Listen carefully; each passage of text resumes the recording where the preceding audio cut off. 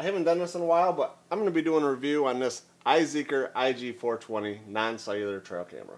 So IZeeker actually reached out to me, and what really got my attention is the solar panel. So for most cases down here when I'm hunting in the Lower Peninsula, we pretty much mostly use cellular trail cameras. But up at deer camp, we pretty much just leave non-cellular trail cameras there all year round, or me and my brother do. Every year, one or two of the cameras seems to be dead by the time we get there. It depends on when we go. Sometimes we go in July, sometimes we go in September. Sometimes we don't even go through the summer, we just go at the next deer camp. So having a trail camera with a solar panel built on top, an interior lithium battery, plus you can add 4 AA batteries for backup in case, you know, there's a whole bunch of pictures getting taken that day and it wears down the battery. It will charge back up, but you do have backup, and it only has to have 4 regular AA batteries, which I really liked. Honestly, I didn't even know until I opened the box. I actually already did a little unboxing for this camera to let you guys know what comes in the box.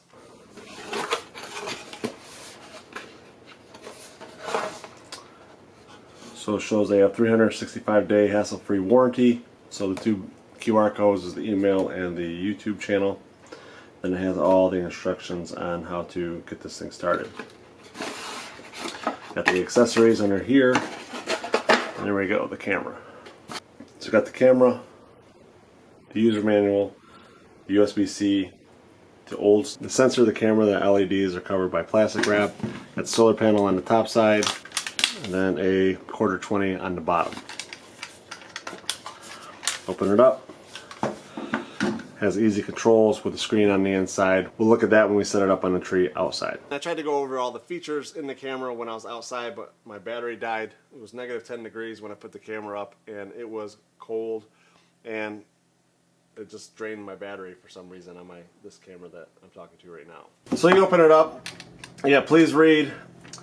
Please charge the built-in rechargeable battery on off mode. So you basically has a USB import right here, and then you can charge it with that. You're going to want to get it charged fully, and then that way the solar panel isn't working so hard to get it charged, and you won't use your AA backup batteries. It says here you can use alkaline or rechargeable batteries in the camera, and then you want to use a class 10 or higher SD card, and it can go all the way up to 128 gigabytes. Now I'll tell you right now that this camera shoots 4K video as well as 48 megapixel pictures, so you're going to want the biggest card you can get in there. Alright, so there we go, you're looking at the camera, and then let's go into menu. So monitor delay, I couldn't figure out what that was. I was like, oh, 30 seconds between pictures, and you only have that option. Well, what monitor delay is basically when you set it up, you take it out there, and you got 30 seconds before it actually will start engaging the sensor, and then that way you can, you know, get away from the camera, but you can do it from 30 seconds to a minute to 3 minutes. So menu to go back, okay, select, already selected. All right, so I'm gonna go into modes. You got photo, video mode. Photo resolution, your options are 48 megapixel all the way down to 1 megapixel. Yes, 1 megapixel. You got 1, 2, 3, 5, 8, 10, 12, 14, 16, 20, 36, 48. You got a whole bunch of options, you know, depending on, you know, if you're trying to get really high quality pictures or you're just trying to get as many pictures as possible. You know, the bigger card you have, the better picture quality you can do for more pictures. But you know, if you just got like a small card and you just want to get as many pictures as possible, you can go all the way down to 1 megapixel, which is very small. Photo series, you got 1 to 3. Video resolution, it goes from 4K down to 480. So 4K, 720, 1080, 2K, and 4K.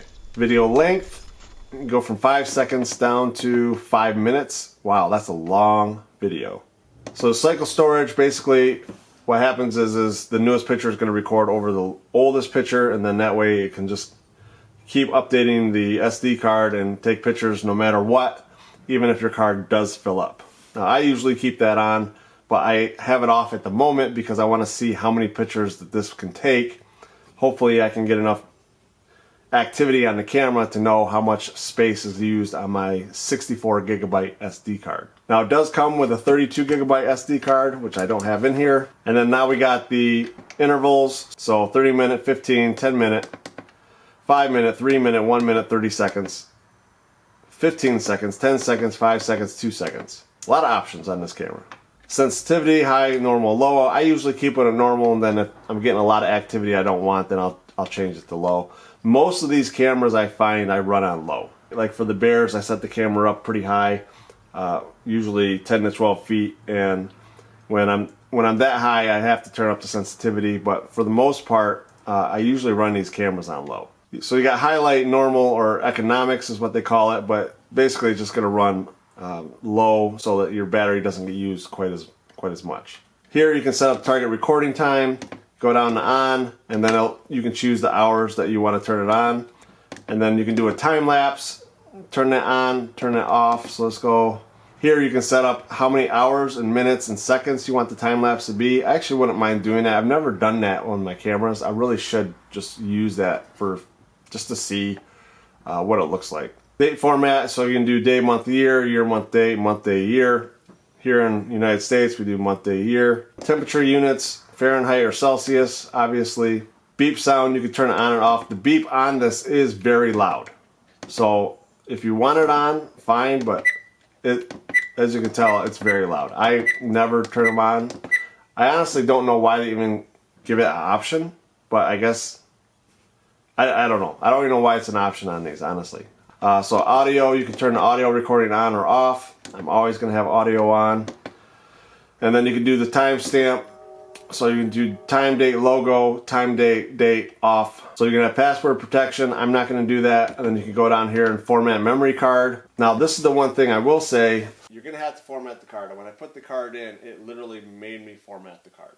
So I have a Mac computer, and it does say on the Amazon listing that it will not be readable in a Mac. And that's true. So most times I found that when it says it's not readable in a Mac, it basically means you can't plug it into a Mac and get it to come up with just the card. But I've been able to, with other cameras, plug my computer into the camera, and then for some reason that allows the camera to act as a card reader, which it does, almost all cameras do. But even the ones that say they don't work with Mac will work with a Mac. This one absolutely does not, but the files will work with a Mac. It uses pings for pictures and it uses AVI files for the video. They're pretty big files, but AVI I don't believe is like a compressed file, or if it is a compressed file, it's very minimal, but it is a file developed, I believe, by Microsoft, so of course it's not going to work very well with Macs. They work on my phone now. They used to not work on your phone, but I have an iPhone and it does work on my iPhone still. What I ended up having to do, my daughter has a Chromebook, and I was able to just take the files, move them to my hard drive, then plug the hard drive into my computer, and my Mac was able to pull up all the videos, all the pictures, and was able to view everything. So if you do have a Mac and you don't have a PC, this camera will not work with your setup. It might work if you have like a card reader, like other companies make card readers where you can put it in, it's got a screen, you might be able to go through it that way. But I wanted to make that aware because it was really a hassle. It took me like 2 or 3 days before I was able to figure out a way to view these videos on my computer. I was also able to pull them up on my son's tablet. I can't remember what he has, but he has an Android powered tablet. So you can reset all the settings just by going in there. We're going to go back. I don't want to do that. And then you got customer service. So you scan this, it basically pulls up their email and you're able to email them. Here you can do an update of the firmware. So with the batteries have a door on it, and then they basically have 4 batteries here you can insert. Most times, and even still, I don't really like this setup, because when you have it on a tree and you open the door, all the batteries fall out, and then you're trying to get them back in, and you got to take it off the tree, and it's a pain in the butt. If you're a hunter and you're using trail cameras for scouting, you already know that you don't want to be messing with the camera when you're out in the field. Yes, the batteries are going to need to be changed, but you don't want to have to take the camera off the tree, off the fence post, off whatever you have it mounted to, and turn it upside down and put the batteries in. So that's so far that's the only fault that I have. It comes with a belt. The belt is actually really nice. It's a strong belt. Some of these that you get with some of these cameras just are horrible. It does have a 1/4 mount on the bottom, and that's usually what I use. Lately, I've had so many cameras that it's costing me quarter of the price or a third of the price just in camera mounts. So I've just been using a lot of the belts lately.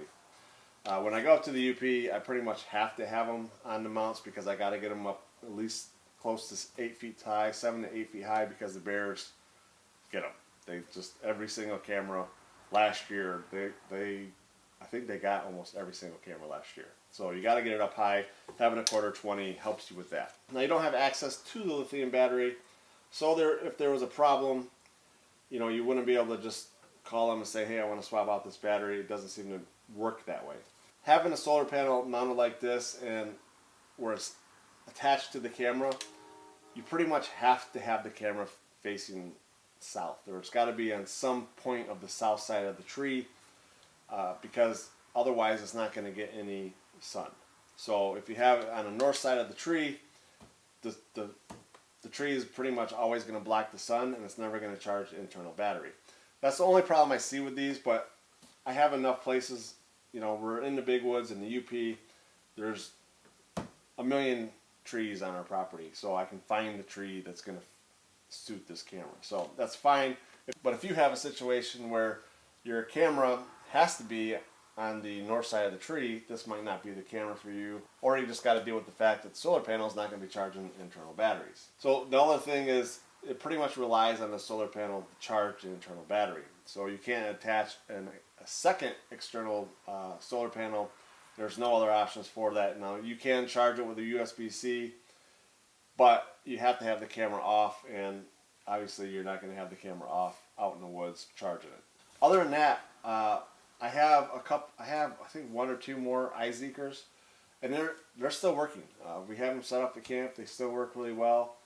The picture quality on those is really well. Now I haven't had a 4K one yet, but having this 4K is pretty nice.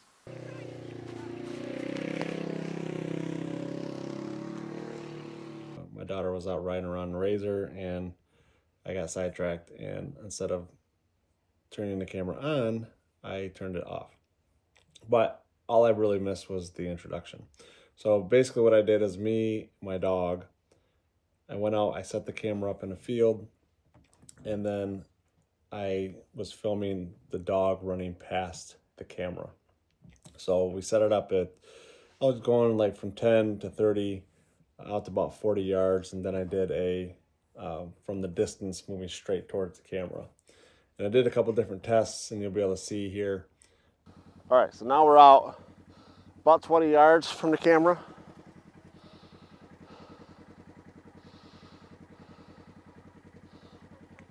It should still be out of view, so the sensor shouldn't be picking us up way out here, but I don't know. Now I'm going to be throwing it in that 30-yard range.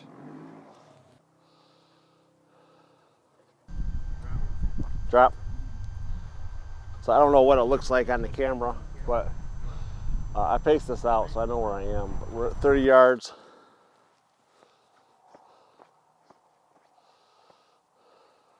So my dog's name is Fluffy. It was supposed to be funny, but he's a Doberman. His name is Fluffy. He is running here. If you look at the timestamp, in the first image is 16:12:02. So the sensor picked him up. I have the sensor set at normal. And then he brought me the ball back. I threw it a second time, and 14 seconds later is what it took for the video to engage. So I had the settings set for photo video. Sensor detects something walking, and then it takes the picture, and then it's supposed to just go ahead and engage the video immediately after picture is taken. But it took 14 seconds. And as I go throughout, most of the throws are between 8 and 16 seconds. So it's a little bit of a time delay for the video portion to engage. Turn on. And I don't know if you'll be able to see the screen, but we're going to go into menu, and we're going to change it. I'm going to change the photo resolution, the video resolution. So put it here. We'll go all the way down to the bottom, do 1 megapixel. And then you can see the difference in quality between its lowest quality and the highest quality. And then we'll go down to the lowest video quality, and then you guys will be able to see that. And then I'm gonna paint the infrared sensitivity. We're gonna move it down to low, and then we're gonna move back into 10 yards.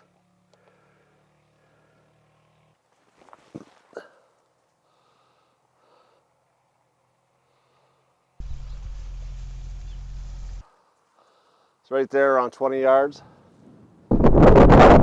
Wind's blowing the camera pretty hard, so we'll see if that's detecting the wind movement. So when I was standing out in front of the camera, we're about 50 yards away, and I was throwing the ball to the camera. The sensor was a little late on that, and almost all these cameras that I've ever tested, they're not good detecting something walking into the camera. It grows slowly, so the contrast doesn't pick up as easy as something just walking across in front of it. But it's, I was throwing it out there about 50 yards, and then he would get within about 10 yards of the camera, and then it would detect him about 10 yards. In the defense of the camera, that was him running into the camera. So he was running from a distance in close to the camera.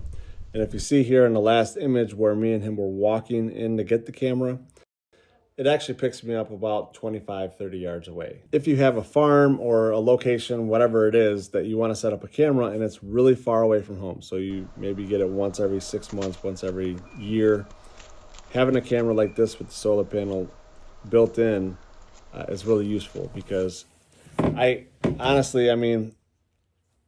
got a couple thousand images on the thing. It hasn't broken a sweat. At the same time, most of these non-cellular cameras don't break a sweat. They can take so many pictures on a set of AA's and last for a very long time. I will say that I have another solar powered camera up at camp. It has been 4 years and I've never put batteries in it after 4 years. The pros of the camera: good image quality, only takes 4 batteries, and then it has the built-in battery with the solar panel that's rechargeable. For the price, it's a great value. The only downfall I really have with the camera is the fact that it doesn't work with a Mac. So getting a 4K camera, 48 megapixel with the built-in solar panel for $39, it's a pretty good deal. And it's good quality images. If you guys are interested in this camera, there's a link in the description. If you have any questions, please leave a comment below and I'll get to them as soon as I can. Thanks for watching. See you in the next one.